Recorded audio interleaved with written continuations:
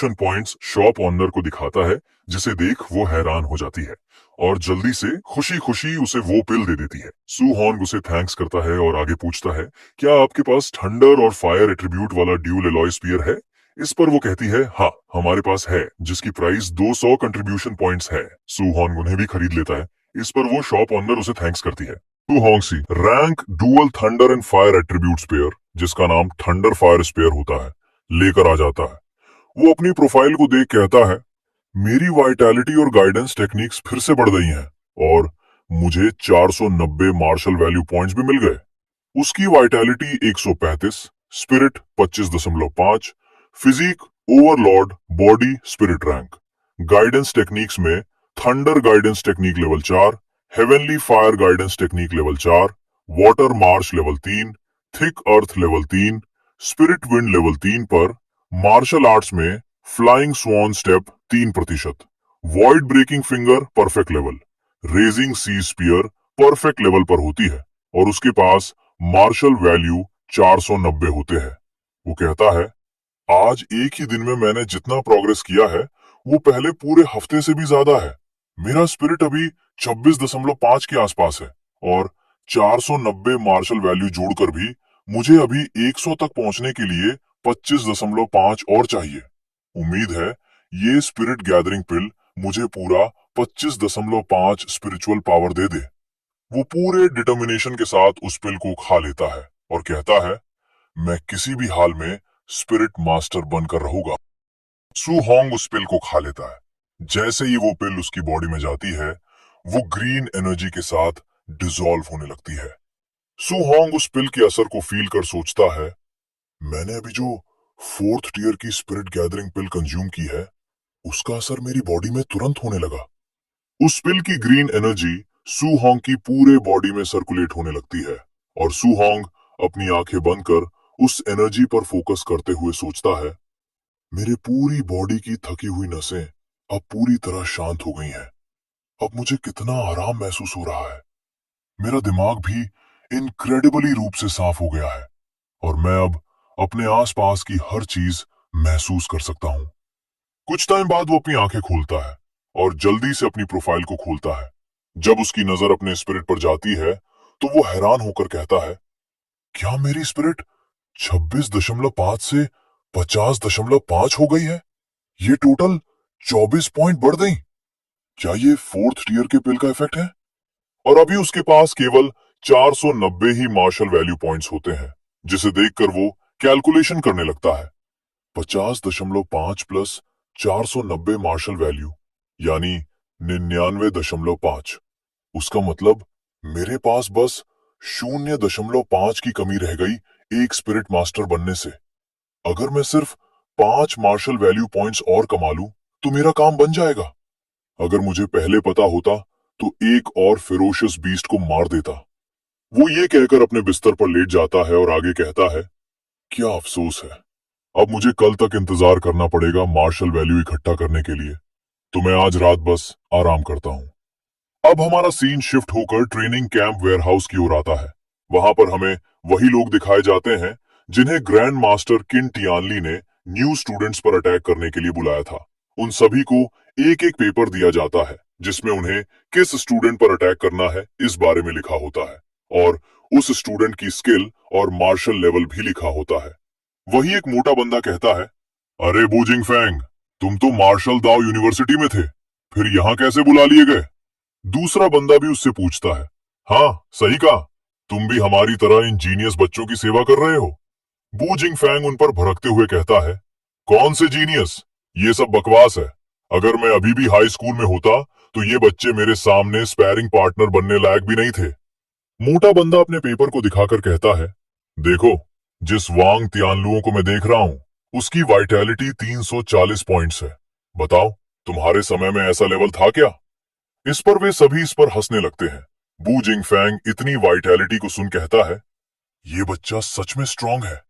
वही दूसरा भी दिखाकर कहता है, जिसे मैं देख रहा हूं उसकी वाइटैलिटी भी 300 प्लस है। वही मूंछों वाला बंदा भी कहता है, और मेरा वाला तो स्पिरिट मास्टर है, उसकी ताकत बताने की जरूरत ही नहीं है। बू जिंग फैंग अपने पेपर को देख कहता है, क्या बात है, आखिर तुम लोगों के सारे ट्रेनी इतने खतरनाक कैसे हैं? मेरा वाला तो बस टीयर 1 इनिशियल स्टेज में है और उसकी वाइटैलिटी सिर्फ 123 है। सभी उसके ओपोनेंट को देख हैरानी से उसके पास आकर कहते हैं, क्या तुम्हें इतना कमजोर लड़का दिया गया? तुम्हारी ताकत तो यहाँ आए सभी मार्शल आर्टिस्ट में सबसे ज्यादा है, यहाँ तक कि हम तीनों से भी ऊपर। फिर तुम्हें एक टीयर 1 इनिशियल स्टेज का कचरा क्यों दिया गया? क्या ग्रैंड मास्टर किन से गलती हो गई? तभी दरवाजा खुलने की आवाज आती है और ग्रैंड मास्टर किन टियानली, बाइमू और लिंजी के साथ उस रूम में एंटर करते हैं। ग्रैंड मास्टर किन टियानली को देख सभी शांत होकर उन्हें देखने लगते हैं। बू जिंगफैंग उनके पास जाकर उनसे कहता है, ग्रैंड मास्टर किन, ये तो हद हो गई। आखिर मुझे इतना कमजोर लड़का देना, ये तो बस एक कचरा है। ग्रैंड मास्टर किन टियानली उसे बताते हैं, ये सू होंग है और ये उतना साधारण नहीं है जितना दिखता है। उसकी असली combat power tier 1 high stage के बराबर है। जब वे सभी ये सुनते हैं कि उसकी कॉम्बैट पावर सिर्फ 123 वाइटैलिटी के साथ एक टीयर 1 हाई स्टेज के बराबर है, तो उनके मुंह खुले रह जाते हैं और उनके मुंह से आवाज तब नहीं निकलती। वे मन ही मन यही कहते हैं, आखिर ये किस प्रकार का मॉन्स्टर है? आगे ग्रैंड मास्टर किन टियानली उससे कहते हैं, सू होंग की कुछ जानकारी क्लासिफाइड है। जो फाइल तुम्हें दी गई थी उसमें सब कुछ नहीं लिखा था। उससे लड़ोगे तो खुद समझ जाओगे कि तुम्हें खास ही उसके लिए क्यों चुना गया। बू जिंगफैन अभी भी निराश होता है और कहता है, मैं लगभग 500 वाइटैलिटी पर हूं और जल्द ही टीयर 2 मार्शल आर्टिस्ट बनने वाला हूं, और आप मुझसे कह रहे हैं कि मैं 123 वाइटैलिटी वाले एक जूनियर को बुली करूं। ग्रैंड मास्टर किंटियानली उसे फटका मारते हुए कहते हैं, जो कहा गया है वही करो, और इतनी बकवास क्यों? और सुनो, पूरी ताकत से लड़ना। बेहतर होगा कि तुम सू होंग को इतना मारो कि वो जिंदगी पर शक करने लगे।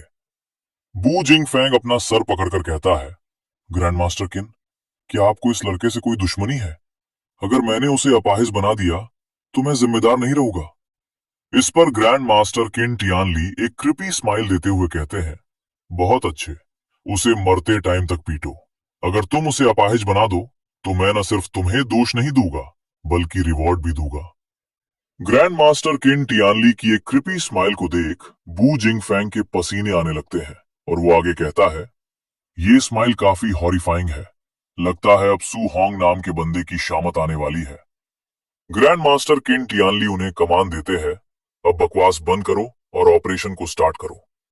उनके कमान को मानकर सभी अपने अपने दिए गए स्टूडेंट से फाइट करने चले जाते हैं। अब सीन शिफ्ट होकर स्टूडेंट्स के रूम पर आता है। अभी वहां पर तूफान से पहले की शांति थी। वे सभी चुपचाप उन पर अटैक करने के लिए उनके रूम के बाहर आ जाते हैं और कुछ ही टाइम में वहां भगदड़ मच जाती है और सभी स्टूडेंट्स कहने लगते हैं, आखिर कौन हो तुम? दूसरा स्टूडेंट कहता है, हमारे ऊपर स्नीक अटैक हुआ है। वही तीसरा स्टूडेंट कहता है, भाई कम से कम क्या मुझे तू अंडरवियर पहनने से सकता है? उस आवाज को सुन सू होंग भी अपने बिस्तर से उठकर बैठ जाता है। वो भी हैरानी में कहता है, क्या हमारे ऊपर स्नीक अटैक हुआ? तभी उसके दरवाजे पर भी अटैक होने लगते हैं। कुछ टाइम में वो दरवाजा टूट जाता है और उससे बू जिंगफैंग अपनी स्वॉर्ड के साथ उस पर अटैक करने के लिए अंदर आ जाता है। वो अपना डायरेक्ट अटैक सू होंग पर करता है, लेकिन सू होंग उसके अटैक से जंप करके बच जाता है। वो उसको अटैक करता देख सोचता है, मैंने सुना है कि ऑल हेवेंस की 10,000 रेसेस अक्सर ह्यूमन जीनियस को मारती हैं ताकि ह्यूमन रेस कमजोर हो जाए। क्या ये भी वैसा ही मामला है? तभी सू होंग जल्दी से उससे फाइट करने के लिए अपने स्पीयर को उठा लेता है। वो अपने स्पीयर को लेकर कहता है, मुझे नहीं पता कि इस पर्सन की असली ताकत क्या है। बू जिंगफैंग अपना अटैक करते हुए कहता है, जैसा सोचा था, सिर्फ एक टीयर एक इनिशियल स्टेज का बच्चा, आज मुझसे टकराना तुम्हारी बदकिस्मती है। सू होंग उसकी पावर का अंदेशा लगाकर मन हो कहता है, ये एक ह्यूमन टीयर 1 हाई स्टेज का मार्शल आर्टिस्ट है। क्या ये ऑल हेवेंस 10,000 रेसेस के द्वारा नहीं भेज गया है? इसकी सच में बहुत अच्छी टाइमिंग है। मुझे जिसकी जरूरी थी ये वही है। ये सोचकर वो मुस्कुराने लगता है। सू होंग अपने स्पीयर से अटैक करते हुए कहता है, बस इसे हराना है और मैं आखिरी 5 मार्शल वैल्यू पॉइंट्स पालूंगा, फिर मैं एक स्पिरिट मास्टर बन जाऊंगा। इसी सोच के साथ वो अटैक करने लगता है। जब बू जिंगफैंग सू होंग को अटैक करता देखता है तो वो अपने आप को हैरान होने से नहीं रोक पाता और वो सोचता है, एक टीयर 1 इनिशियल स्टेज का लड़का न सिर्फ मेरे अटैक को डॉज नहीं कर रहा बल्कि सीधे हमले का सामना कर रहा है। क्या ये पागल हो गया है? जब उन दोनों के अटैक आपस में टकराते हैं तो वहां पर पर्पल चिंगारी उठने लगती है और दोनों अपनी एनर्जी को बढ़ाने लगते हैं। बू जिंग फैंग उसके अटैक को रोकते हुए थोड़ा स्ट्रगल कर रहा होता है। वो सू होंग की स्ट्रेंथ देख सोचता है, इस लड़के की ताकत काफी है। ग्रैंड मास्टर किन ने सही कहा था, ये सच में टीयर 1 हाई स्टेज के बराबर है। तभी उसे और भी ताकत अपनी ओर आते महसूस होती है, जिसे फील कर वो कहता है, नहीं, ये ताकत कुछ गलत है। क्या सच में टीयर 1 का कोई इंसान इतना ताकतवर हो सकता है? टीयर 1 हाई स्टेज, मैं पहले कभी किसी ऐसे से फाइट नहीं की है। सू होंग अपने स्पेयर और भी पावर ऐड कर देता है और जोर से चिल्लाकर बू जिंग फैंग को पीछे हटने पर मजबूर कर देता है। सू होंग से फाइट करने की वजह से उसकी पूरी बॉडी कांपने लगती है और वो सू होंग को देख यही कहता है, ये बच्चा सच में एक मॉन्स्टर है। अभी वो सू होंग से सिर्फ रॉ पावर से फाइट कर रहा था। वो अपनी स्वॉर्ड में फ्लेम में पावर इंजेक्ट करते हुए कहता है, मार्शल आर्टिस्ट के बीच का बैटल इससे कंपेयर नहीं किया जाता कि किसके पास कितनी फिजिकल स्ट्रेंथ है। सू होंग उसे स्वॉर्ड में फ्लेम इंजेक्ट करता देख सोचता है, ये फायर एट्रीब्यूट आर्ट है। मैंने पहली बार ऐसा कुछ देखा है। वो भी इसे देखकर अपने स्पेयर में थंडर डालने लगता है। बू जिंगफेंग अपना अटैक प्रिपेयर पर अटैक करते हुए कहता है, तुम बदबूदार बच्चे, अब मैं देखता हूँ तू इस बी रैंक मार्शल आर्ट को कैसे संभालता है। उस स्किल का नाम फ्लेम स्लैश होता है। वो उससे सू होंग पर अटैक कर देता है। सू होंग भी अपने स्पेयर में थंडर कलेक्ट के अटैक करते हुए सोचता है, इसकी ताकत तो वॉइड ब्रेकिंग फिंगर से भी ज्यादा है, जो खुद भी बी रैंक है। उन दोनों के अटैक आपस में टकराते हैं और वहां पर एक मेटेलिक साउंड की आवाज आने लगती है। दो एट्रीब्यूट्स अटैक के टकराने से वहां पर एक ब्लास्ट होता है और वहां के पत्थर यहां वहां उड़ जाते हैं। फिर हमें वो दोनों दिखते हैं। उन अटैक से उनको कुछ भी नहीं होता। बू जिंगफेंग सू होंग को देख सोचता है, क्या इसने किसी भी मार्शल आर्ट स्किल का यूज नहीं किया और फिर भी इसने मेरे B rank fire attribute attack को सिर्फ थंडर एक्सटर्नलाइजेशन से रोक दिया। इस लड़के का टैलेंट बहुत ही खतरनाक है।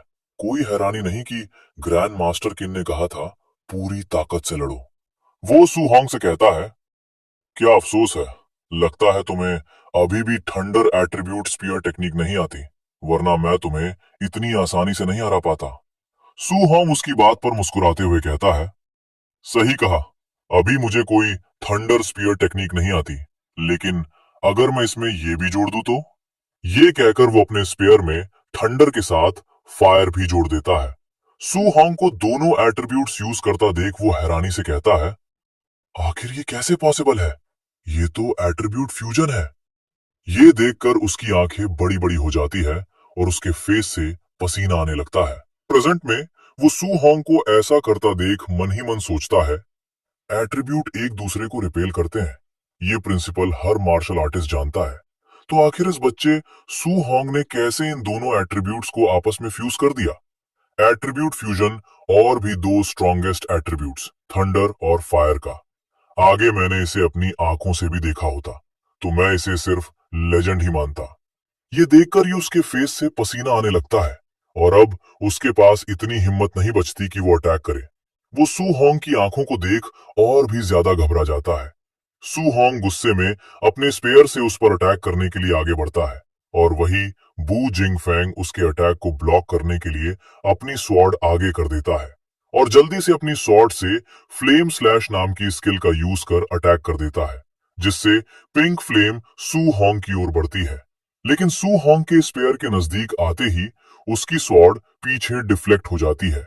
सू होंग अपनी पूरी पावर का यूज कर उस पर अटैक कर देता है और वो उस अटैक की चपेट में आ जाता है, जिससे वो जाकर पीछे उछल जाता है और उसके मुंह से ब्लड भी आने लगता है। वो उस अटैक को खाकर मन ही मन में कहता है, ओ नहीं, ये ताकत हद से ज्यादा भयानक है। उस अटैक से बू जिंगफैंग पीछे की वाल तोड़कर नीचे गिरने लगता है। बू जिंगफैंग को हराने की वजह से सू होंग को 7 मार्शल वैल्यू पॉइंट्स ऑब्टेन होते हैं और वो उस टाइम काफी कूल लग रहा होता है, क्योंकि उसके चारों ओर थंडर की गड़गड़ाहट हो रही होती है।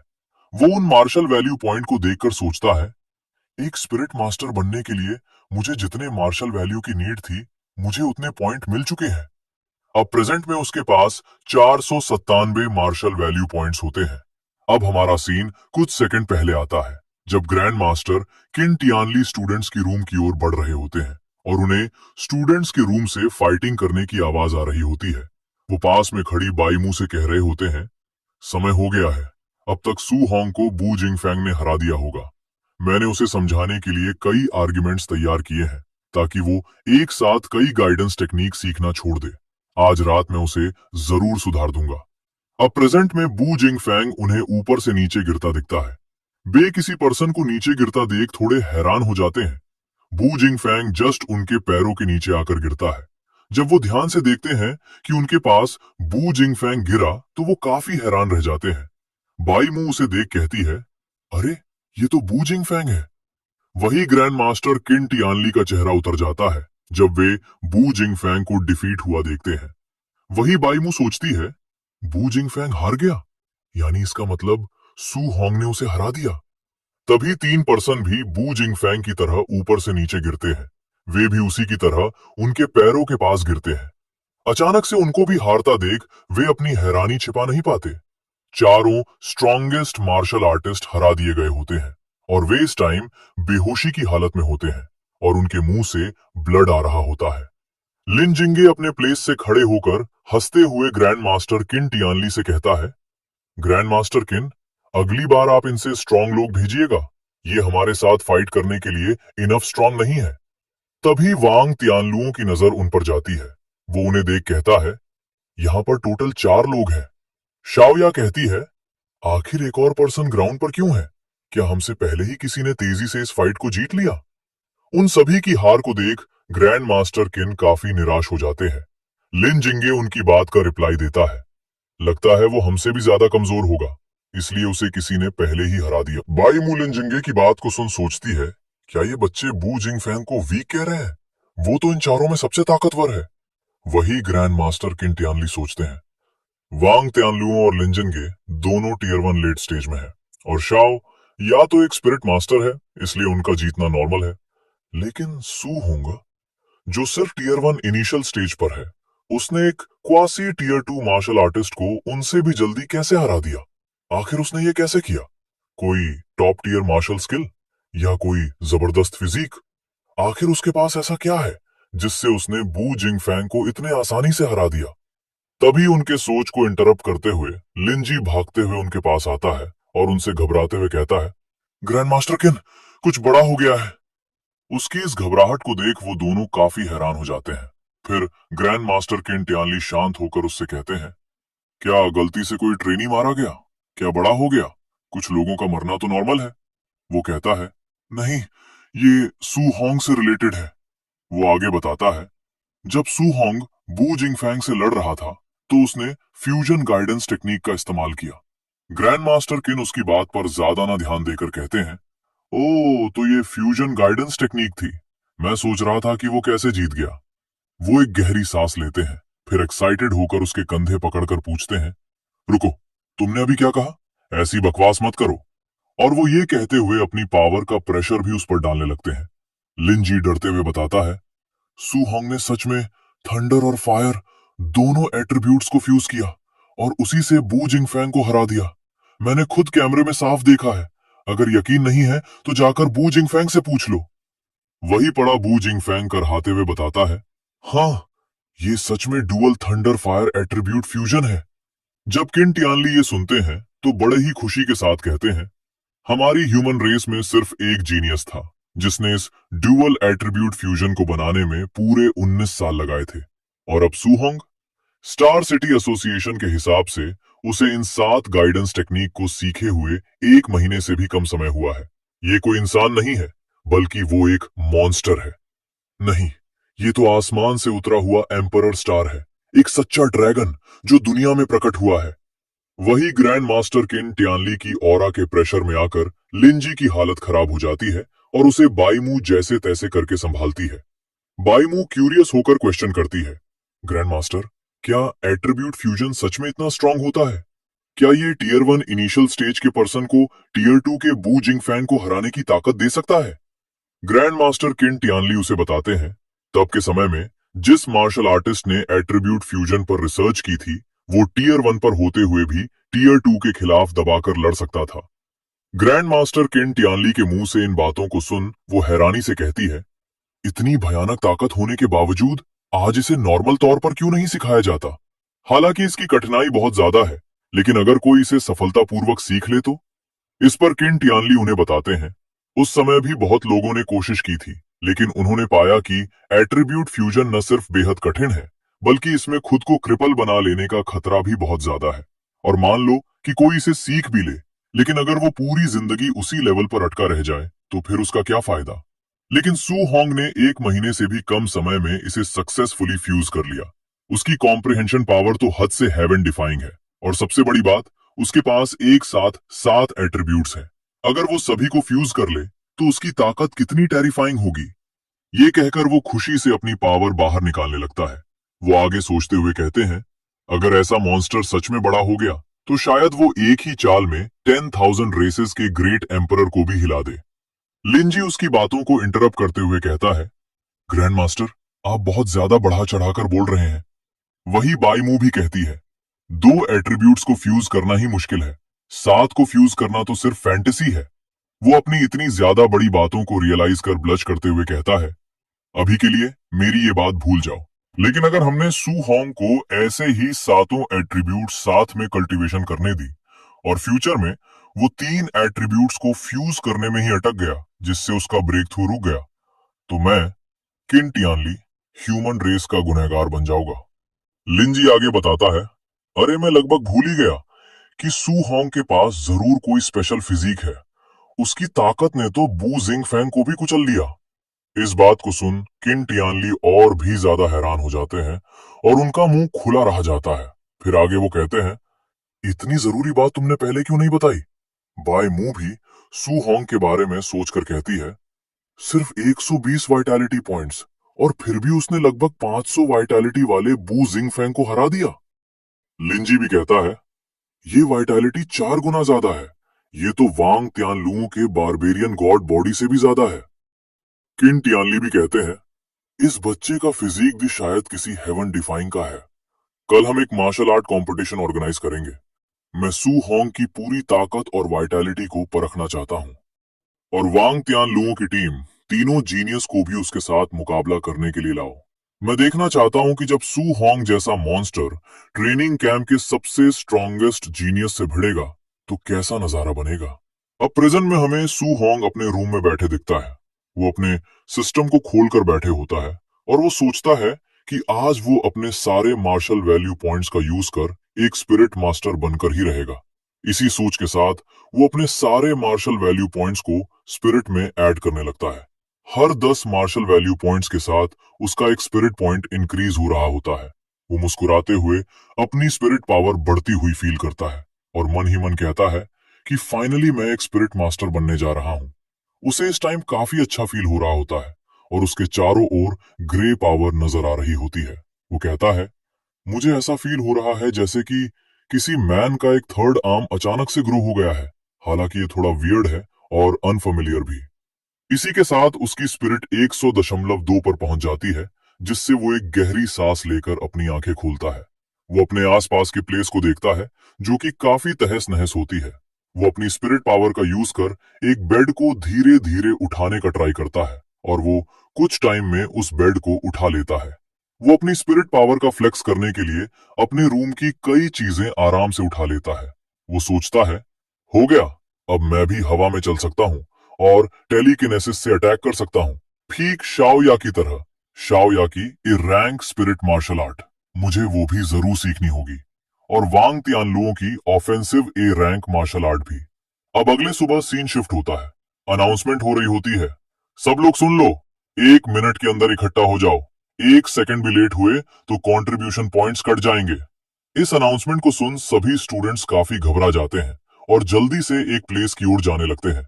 कुछ स्टूडेंट भागते हुए आपस में कहते हैं, क्या मजाक है ये? क्या हमें आराम करने भी नहीं दोगे? कल ही तो एंट्री टेस्ट था, वेट ट्रेनिंग हुई, और रात में हमला भी। ये ट्रेनिंग कैंप तो हद से ज्यादा पागल है। वे सभी एक प्लेस पर गैदर हो जाते हैं। वहां पर कई सारे स्टूडेंट्स अभी भी आ रहे होते हैं।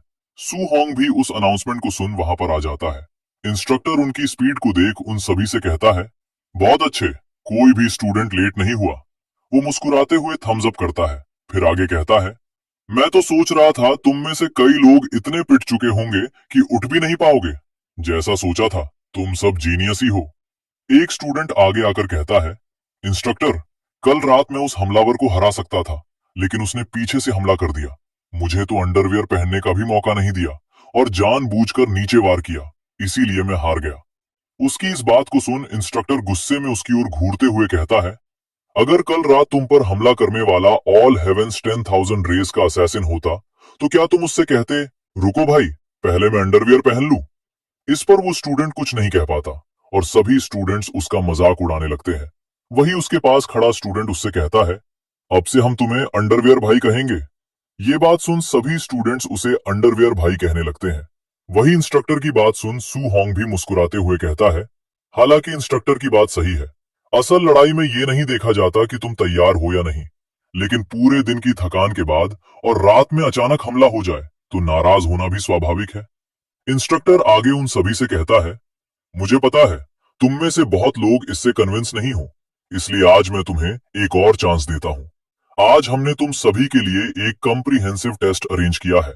चाहे वो वाइटैलिटी हो, कॉम्बैट पावर, स्पिरिट, ताकत या स्पीड, या फिर मार्शल स्किल्स की मास्टरी, सिस्टम सब कुछ टेस्ट करेगा। टेस्ट के बाद होगी रियल कॉम्बैट रैंकिंग और टॉप 10 स्टूडेंट्स को हर दिन अलग अलग अमाउंट में कंट्रीब्यूशन पॉइंट्स मिलेंगे। सारे स्टूडेंट्स वांग, त्यान लुओ, लिन जिंगे और शाओया की ओर देखकर सोचते हैं, टॉप 3 तो पक्का वही लोग होंगे। अच्छी बात यह है कि 4th से 10th तक वालों को भी नाम मिलेगा। चाहे कुछ भी हो जाए, मुझे टॉप 10 में घुसना ही है। वही सू होंग इंस्ट्रक्टर की बात सुन सोचता है, कॉम्प्रिहेंसिव टेस्ट और रैंकिंग, देखना पड़ेगा पहले नंबर का रिवॉर्ड क्या है। इंस्ट्रक्टर खांसते हुए कहता है, सब लोग चुप हो जाओ और मेरे साथ टेस्ट के लिए चलो। इंस्ट्रक्टर की बात मानकर सभी स्टूडेंट्स टेस्ट देने के लिए चले जाते हैं। वे टेस्ट देने के लिए वेयरहाउस में जाते हैं, जहां पर टेम्पररी टेस्टिंग ग्राउंड बना होता है, जहां पर टीयर 2 कॉम्बैट पावर टेस्टर रखा होता है। वहीं पर ग्रैंड मास्टर किन तियानली भी खड़े होते हैं। वो सू होंग की ओर देखते हुए सोचते हैं, ये लड़का भीड़ में छिपा हुआ है, बिल्कुल भी खास नहीं दिख रहा। सू होंग के पास खड़ा स्टूडेंट खुशी के साथ सभी से कहता है, देखो ग्रैंड मास्टर किन मुझे देख रहे हैं, क्या वो मुझसे कुछ ज्यादा की उम्मीद कर रहे हैं? सू होंग उसके फेस को देख सोचता है, भाई तुम गलत कह रहे हो। ग्रैंड मास्टर किन टियानली जिसे टारगेट कर रहे हैं, वो जरूर मैं हूं। किन टियानली कहते हैं, मैं आप सबको बहुत मानता हूं, इसलिए मैंने एक टेम्पररी फैसला लिया है। जो भी कॉम्बैट पावर, स्टैमिना, स्पीड और बाकी सभी एस्पेक्ट्स में कुल मिलाकर पहले स्थान पर आएगा, उसे अतिरिक्त रिवॉर्ड के तौर पर अपनी पसंद की एक ए रैंक मार्शल आर्ट या मूवमेंट टेक्निक दी जाएगी। सभी स्टूडेंट्स इस बात को सुन काफी खुश हो जाते हैं और कहते हैं, ये तो ए रैंक मार्शल आर्ट है, कितनी बड़ी दरियादिली है। अब तो वांग त्यानलुओ और बाकी दो लोगों को पूरी ताकत लगानी पड़ेगी। एक स्टूडेंट पास में खड़े स्टूडेंट से पूछता है, तुम्हें क्या लगता है कौन जीतेगा? वांग त्यानलुओ सोचता है, ए रैंक मार्शल आर्ट कोई आम चीज नहीं होती, पूरे फैमिली के पास भी बस कुछ ही होती हैं। वही शाओ याबी सोचती है, सिर्फ पहला स्थान पाने पर मैं अपनी पसंद से ए रैंक मार्शल आर्ट चुन सकती हूँ। वही लिन जिंगे भी सोचता है, अगर मुझे ऐसी ए रैंक मार्शल आर्ट मिल जाए जो फ्लाइंग स्वान स्टार्टलिंग क्लाउड स्टेप के साथ फिट बैठे, तो फिर फैमिली में कौन कहेगा कि स्पीड बेकार है। वही इस सू Hong A rank martial art के बारे में सुनकर सोचता है, क्या एक और ए रैंक मार्शल आर्ट? लगता है इस टेस्ट में मुझे पूरी ताकत लगानी ही पड़ेगी। वही किन टियानली सू होंग के फेस एक्सप्रेशन को देख सोचते हैं, आखिर देखूं तो सही इस मॉन्स्टर जैसे टैलेंटेड लड़के की असली ताकत कितनी है। फिर वो सीरियस होकर कहते हैं, लिन जिंगे तुम पहले आओगे, दूसरे पर शाओया और तीसरे पर वांग त्यानलुओ। सभी स्टूडेंट्स ग्रैंड मास्टर किन टियानली की बात को सुन कहते हैं, शुरुआत से ही इतना धमाकेदार, जब ये तीनों पहले टेस्ट देंगे तो बाकी कौन हिम्मत करेगा आगे आने की? पता नहीं ये चौथा कौन है, उसकी तो हालत खराब होने वाली है। किन टियानली सू होंग की ओर इशारा करते हुए कहते हैं, चौथे तुम हो। चौथे नंबर पर सू होंग को देख सभी स्टूडेंट्स हैरानी से उसे देखने लगते हैं। वही सू होंग सोचता है, जैसा सोचा था, ग्रैंड मास्टर किन की नजर मुझ पर ही है। वही सारे स्टूडेंट्स उसे देखकर कहते हैं, अरे ये वही नहीं है जो कैंप एंट्री टेस्ट में सबसे आखिरी आया था। वही पीछे खड़ा एक स्टूडेंट कहता है, सू होंग तुम्हारी किस्मत बहुत खराब है। वही साइड में खड़ा स्टूडेंट भी कहता है, क्या तुमने उस ग्रैंड मास्टर को नाराज कर दिया?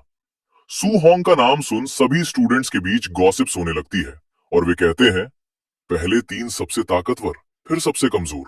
ये कॉन्ट्रास्ट तो बहुत ही खतरनाक है। शायद ग्रैंड मास्टर किन ऐसा इसलिए कर रहे हैं ताकि कमजोर स्टूडेंट्स को मोटिवेट कर सकें कि वो शर्म से सीखें और बहादुर बने। वही वे स्टूडेंट्स जिन्हें सू होंग ने पीटा होता है, वे घबराते हुए कहते हैं, इन सभी को इस मॉन्स्टर के बारे में कुछ नहीं पता। जब उन्हें इसकी रियल पावर का पता चलेगा तो ये सभी दंग रह जाएंगे। इंस्ट्रक्टर उन सभी को शांत कर आगे कहता है, याद रखो, पहले फिजिकल बॉडी कॉम्बैट पावर, फिर martial skill combat power test होगा। लिन जिंगे अपनी पावर का शो ऑफ करने के लिए ऊपर चला जाता है और अटैक करने की पोजीशन में आ जाता है और अटैक करते हुए कहता है, कॉम्बैट पावर टेस्टर, ये मेरा स्ट्रॉन्ग पॉइंट नहीं है। वो अपनी पूरी पावर का यूज कर कॉम्बैट टेस्टर में अटैक कर देता है। उसका कॉम्बैट टेस्टर में स्कोर 4013 आया होता है। उस स्कोर को देख सभी स्टूडेंट्स कहते हैं, 4000 के ज्यादा? ये तो बिना किसी मार्शल आर्ट के सिर्फ एक पंच है। लिन जिंगे कह रहा है, ये उसका वीक पॉइंट है। उसकी मूवमेंट टेक्निक की खतरनाक स्पीड के मुकाबले उसकी फिजिकल ताकत सच में कम है। वही सू होंग उसे देख सोचता है, अगर वो ए रैंक मूवमेंट टेक्निक सीख सकता है तो उसका शरीर भी कमजोर नहीं हो सकता। कम से कम बी रैंक मार्शल आर्ट तो जरूर होगी। देखता हूं क्या मैं इसे सीख सकता हूं। अब लिन जिनगे अपने फीस्ट में ग्रीन ऑरा कलेक्ट करने लगता है। वो क्लाउड हाइडिंग गेल फीस्ट का अटैक कॉम्बैट टेस्टर पर कर देता है, जिससे उसका स्कोर 5642 आता है। सारे स्टूडेंट्स उसके इस स्कोर को देख हैरानी से अपना मुंह खोल लेते हैं और आगे कहते हैं, 5600? ये तो टीयर 2 मार्शल आर्टिस्ट का लेवल है ना? हे भगवान, ये कॉम्बैट पावर तो अनबिलीवेबल है। सबसे डरावनी बात यह है कि ये उसकी ताकत नहीं बल्कि कमजोरी है। B rank wind attribute martial art सच में टेरिफाइंग है। वही सू होंग उसकी इस मार्शल को देख सीखने लगता है। सिस्टम से आवाज आती है, नया अचीवमेंट विंड क्लाउड हाइडिंग गेल फीस्ट हासिल हुआ। और हमें सू होंग के हाथ में लिन जिनगे जैसी ही ग्रीन एनर्जी देखने को मिलती है। वो कहता है, सिर्फ बी रैंक मार्शल आर्ट से कॉम्बैट पावर में 1600 का इजाफा, ये बढ़ोतरी थोड़ी कम है। शाओ यहाँ स्टेज की ओर जाते हुए लिन जिनगे से कहती है, बस ठीक ठाक ही है, इतना घमंड क्यों कर रहे हो? वही लिन जिनगे उससे कहता है, अब अपनी पूरी कोशिश करो यंग मिस। शाओया अपना अटैक कॉम्बैट टेस्टर पर कर देती है और उसका स्कोर 3253 आया होता है। एक स्टूडेंट उसके स्कोर को देख हैरानी से कहता है, शाओया की फिजिकल बॉडी कॉम्बैट पावर 3253 है। वही सू होंग उसके इस स्कोर को देख कहता है, ये नॉर्मल है। स्पिरिट मास्टर का शरीर थोड़ा कमजोर होता है। असल ताकत तो उसकी स्पिरिचुअल टेलीकिनेसिस मार्शल आर्ट में होती है। शाओया अपनी स्पिरिट पावर का यूज करने लगती है, जिससे उसकी बॉडी से गोल्डन एनर्जी बाहर आने लगती है और वो एनर्जी एक हैमर का फॉर्म ले लेती है। सू होंग उसकी इस स्पिरिट आर्ट को देख खुश हो जाता है और वो उसे भी कॉम्प्रिहेंड करने लगता है। सिस्टम से आवाज आती है, एक नई martial art spirit weapon condensation art obtain हुई। सू होंग उस स्पिरिट आर्ट को पाकर सोचता है, ये ट्रेनिंग कैंप तो कमाल का है। पता नहीं आज मैं और कितनी मार्शल स्किल सीख पाऊंगा। वो उसी सोच के साथ मुस्कुराने लगता है। शाओ या अपने हैमर का अटैक करने के लिए उसे ऊपर उठा लेती है और पूरी पावर का यूज कर उस कॉम्बैट टेस्टर पर अटैक कर देती है। कॉम्बैट टेस्टर से जैसे ही वो हैमर टकराता है, वो कॉम्बैट टेस्टर हिल जाता है और उसकी स्पिरिट पावर चारों ओर फैल जाती है। उसके अटैक की पावर 5942 होती है, जिसे देखकर सभी स्टूडेंट्स हैरानी से अपना मुंह खोल देते हैं। वे सभी कहते हैं, उसकी पावर को 6000 के करीब पहुंच गई और उसकी पावर लिन जिनगे से तो कहीं ज्यादा है। लेकिन उससे पहले उसकी पावर 3200 के करीब थी और ये पावर तो लगभग दुगनी है। ये एक स्पिरिट मास्टर की ओवरवेलमिंग पावर है। अब समझ आया आखिर क्यों इन्हें इतना पावरफुल बताया जाता है। हम सच में इससे काफी जेलस है। वही सू होंग उसकी इस स्पिरिट आर्ट को देख ट्रेनिंग करने के लिए अपने सिस्टम स्पेस में चला जाता है। वो कहता है, सबसे डरावनी बात यह है कि सिर्फ विस्फोटक ताकत ही नहीं बल्कि स्पिरिचुअल पावर से हवा में चलना और चीजों को नियंत्रित करना भी संभव है। असली लड़ाई में इसके बहुत सारे उपयोग हैं। वो सिस्टम स्पेस में जाकर उस हैमर वाली स्किल का यूज करने का ट्राई करता है और वो अपनी स्पिरिट पावर को कंडेंस करने का ट्राई करता है और उसकी स्पिरिट पावर धीरे धीरे शेप में आने के लिए बढ़ती है, लेकिन तभी उसकी स्पिरिट पावर गायब हो जाती है। सू हॉन्ग थका हुआ सोचता है, ये वेपन कंडेंसेशन आर्ट किसी भी चीज को कंडेंस कर सकती है। सिर्फ वेपन ही नहीं, बल्कि टेबल, चेयर्स, बेंच और यहां तक कि फिरोशियस बीस्ट भी बनाए जा सकते हैं। लेकिन जितना ज्यादा इसे सॉलिड रूप में बदला जाएगा, उतनी ही ज्यादा स्पिरिचुअल पावर कंज्यूम होगी। मेरे करंट लेवल की स्पिरिचुअल पावर के साथ इसे तुरंत सीखना मुश्किल लग रहा है। वो निराश होकर अपने सिस्टम स्पेस से बाहर आ जाता है और रियल में भी उसके चेहरे से पसीना आने लगता है, क्योंकि उसने सिस्टम स्पेस में काफी सारी स्पिरिचुअल एनर्जी का यूज कर लिया होता है। वो अपने आप से कहता है, मैं इसे बाद में धीरे धीरे सीखूंगा। अभी वांग त्यानलुओ स्टेज पर जाने वाला है और मैं उसका मार्शल आर्ट देखना चाहता हूँ। जैसे ही वांग त्यानलुओ स्टेज पर जाने के लिए बढ़ता है, स्टूडेंट्स के बीच गॉसिप्स होने लगती है। अरे, ये तो वांग त्यानलुओ है। मैंने सुना है कि वांग त्यानलुओ के पास बारबेरियन गॉड बॉडी है। उसकी स्ट्रेंथ काफी टेरिफाइंग है। कॉम्बैट पावर में उसके पास एब्सोल्यूट डोमिनेंस है और वो पक्का फर्स्ट प्लेस पर ही आएगा, क्योंकि उसके सामने कोई नहीं बतीक सकता। देखो, वो सच में असली कॉम्बैट का देवता आ गया है। सू हॉन्ग उसे देखकर सोचता है, मैं देखना चाहता हूं कि मेरे ओवरलॉर्ड बॉडी से उसका कितना डिफरेंस है। वांग त्यानलुओ अपने पंच में एनर्जी कलेक्ट करते हुए कहता है, ध्यान से देखो, ये पंच तुम्हारे और मेरे बीच का फर्क दिखाएगा। वो ये कहकर कॉम्बैट टेस्टर पर अपना पंच मार देता है, जिससे पूरी कॉम्बैट टेस्टर हिल जाता है और चारों ओर उसकी पावर की शॉक वेव फैलने लगती है। एक स्टूडेंट उसकी पावर को देख कहता है, क्या ये असली है या नकली? वही दूसरा स्टूडेंट भी कहता है, ये तो पागलपन है। उसका एक सिंपल फिजिकल पावर वाला पंच लिन जिंगे के मार्शल आर्ट वाले अटैक से सिर्फ 300 कॉम्बैट पावर कम है। तीसरा स्टूडेंट भी कहता है, क्या यही है वो बारबेरियन गॉड बॉडी जो अपनी इमेंस स्ट्रेंथ के लिए मशहूर है? इंस्ट्रक्टर उसकी पावर को देखकर शांत रह जाता है। उसे यकीन नहीं होता कि किसी के पास इतनी कॉम्बैट पावर हो सकती है। ग्रैंड मास्टर किन टियानली उसकी तारीफ में कहते हैं, बहुत अच्छे बच्चे। ग्रैंड मास्टर किन टियानली की तारीफ को सुन वांग त्यानलू खुशी से उन्हें ग्रीट करते हुए कहता है, धन्यवाद आपके प्रशंसा के लिए ग्रैंड मास्टर। किन टियानली आगे कहते हैं, अब तुम अपनी मार्शल आर्ट का इस्तेमाल कर अटैक कर सकते हो। सू हॉन्ग ग्रैंड मास्टर किन टियानली की इन बातों को सुन मन ही मन सोचता है, आखिरकार वो टाइम आ ही गया जिसका मैं काफी टाइम से इंतजार कर रहा था। अब मैं वांग त्यानलुओं की A rank attacking martial art देख पाऊंगा और उसे सीख पाऊंगा। वांग त्यानलुओ अपने पंच में ग्रे एनर्जी कलेक्ट करने लगता है और उसी ग्रे एनर्जी से लिपटे फीस्ट को कॉम्बैट टेस्टर की ओर बढ़ा देता है। ग्रैंड मास्टर किन टियानली उसकी मार्शल आर्ट को देखकर हैरानी से कहते हैं, ये तो ए रैंक की बोन नीदर फायर फीस्ट है। उस मार्शल आर्ट को देखते ही सिस्टम की आवाज आती है, एक नया मार्शल आर्ट प्राप्त हुआ, fire bone nether fire feast. Su Hong system की आवाज को सुन सदमे में चला जाता है और सोचता है, मुझे याद है कि ये मार्शल आर्ट पवेलियन में भी है। इसे पाने के लिए 2800 कंट्रीब्यूशन पॉइंट लगते हैं। वांग त्यानलू अपनी आंखों में कोल्डनेस लाकर कहता है, चलो। उसका अटैक एयर को काटता हुए सीधे कॉम्बैट टेस्टर की ओर बढ़ता है, जिसे वहां पर धुआं उठने लगता है। जब उसकी ए रैंक मार्शल आर्ट के साथ कॉम्बैट पावर दिखाई जाती है, तो सभी स्टूडेंट्स हैरान रह जाते हैं। वो सभी हैरानी से कहते हैं, इसकी कॉम्बैट पावर 7534 है। एक स्टूडेंट कहता है, अगर 500 पॉइंट और बढ़ जाए तो ये 600 विटैलिटी वाले tier 2 mid stage martial artist के स्तर तक पहुंच जाएगा। दूसरा कहता है, मुझे याद है कि वांग त्यानलू की विटैलिटी तो सिर्फ 350 के ही करीब है। ग्रैंड मास्टर किंटियानली वापस से उसकी तारीफ करते हुए कहते हैं, बहुत बढ़िया, तुम्हारे ओल्ड मैन ने आधी जिंदगी ये ग्रैंड मास्टर पैदा करने की बात करते हुए गुजारी है। अब लगता है इसमें कोई समस्या नहीं है। तुम पक्का आगे चलकर एक ग्रैंड मास्टर जरूर बनोगे।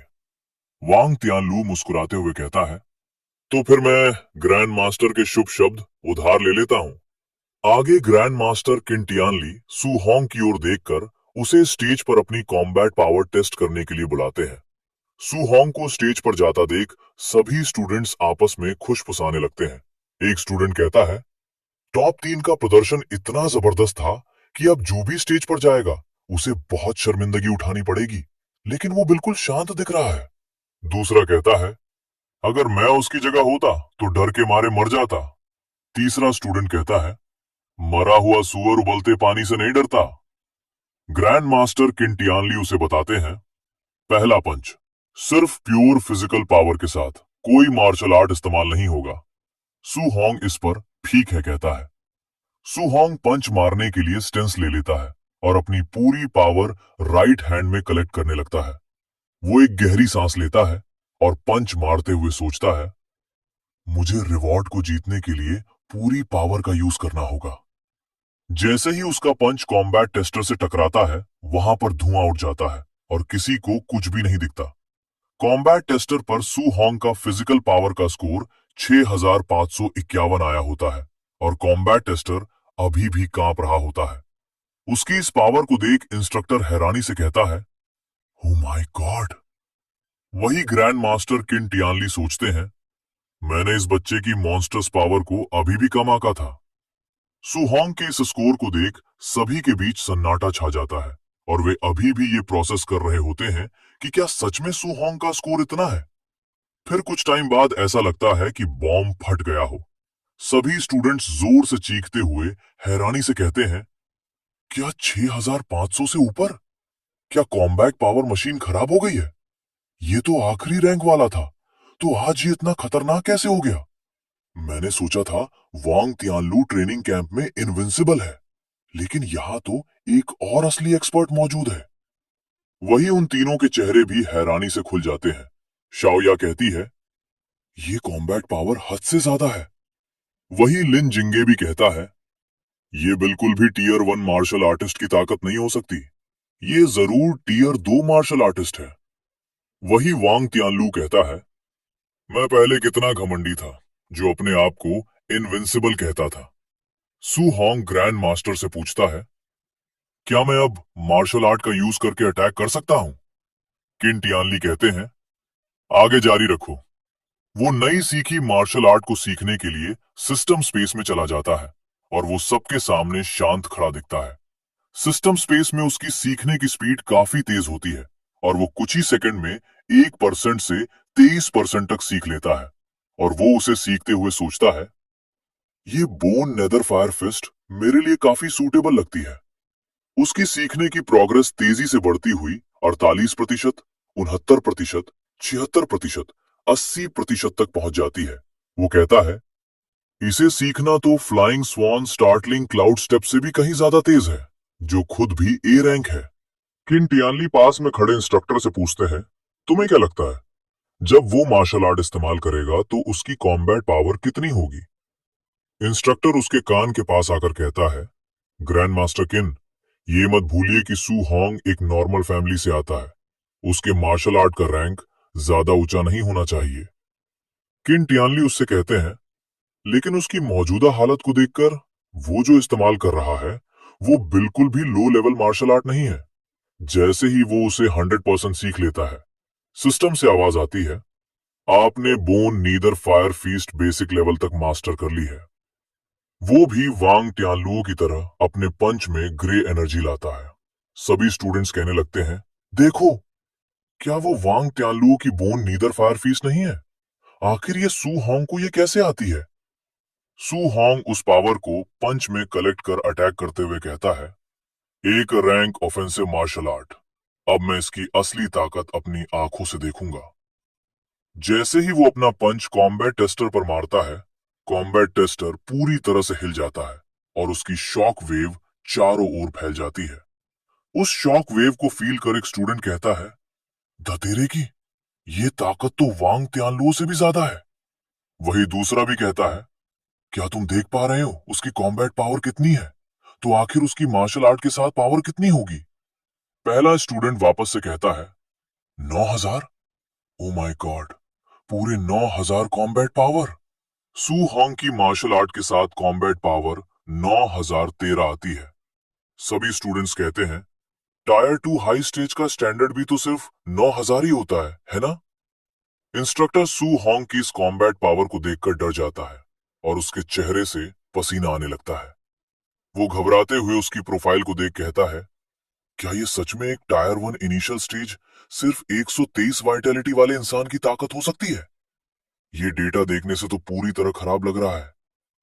किन टियानली उसकी पावर को देख कहते हैं, ये बच्चा सच में एक मॉन्स्टर कहलाने के लायक है।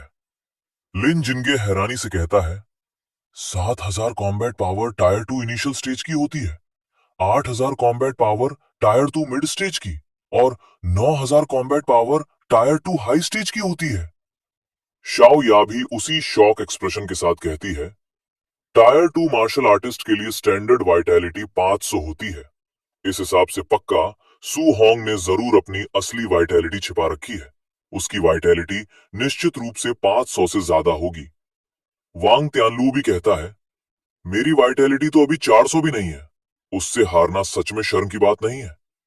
जब सू होंग की वाइटैलिटी चेक होती है तो वे तीनों और सभी स्टूडेंट्स हैरानी से कहते हैं, क्या बकवास है, इस सू होंग की वाइटैलिटी सिर्फ 137 है। क्या ये वाइटैलिटी मशीन खराब है? इंस्ट्रक्टर भी उसकी वाइटैलिटी को देख कहता है, इसकी वाइटैलिटी के हिसाब से इसकी पावर हद से ज्यादा टेरिफाइंग है। एक स्टूडेंट पास में खड़े स्टूडेंट से कहता है, क्या तुम पक्के हो ये 137 है, 1,370 नहीं? एक जीरो कम है क्या? वो स्टूडेंट कहता है, सू होंग असल में सिर्फ एक tier 1 initial stage martial artist है। 137 वाइटैलिटी से 9,000 कॉम्बैट पावर निकालना, ये तो पूरी तरह पावर बन भरा है। सू होंग अपनी वाइटैलिटी को चेक कराकर बाहर आता है। वही किन टियानली उसे आता देखते हैं। फिर वो अनाउंस करते हैं, ठीक है, भीड़ मत लगाओ, अब हम आगे प्रैक्टिकल कॉम्बैट टेस्ट शुरू करेंगे। अब आगे सीधा प्रैक्टिकल कॉम्बैट टूर्नामेंट रैंकिंग शुरू होगी। फिर वो अनाउंस करते हुए कहते हैं, ये कंपटीशन चैलेंज सिस्टम पर आधारित होगा। तुम अपने विरोधी को खुद चुन सकते हो। जब कोई तुम्हें चुनौती देने की हिम्मत नहीं करेगा, तब तुम पहले स्थान पर रहोगे और तुम्हें मिलेगा ए रैंक मार्शल आर्ट का इनाम। तभी उनकी बात को सुन लिन जिनगे आगे आकर कहता है, ग्रैंड मास्टर किन, मैं सू होंग से लड़ना चाहता हूं।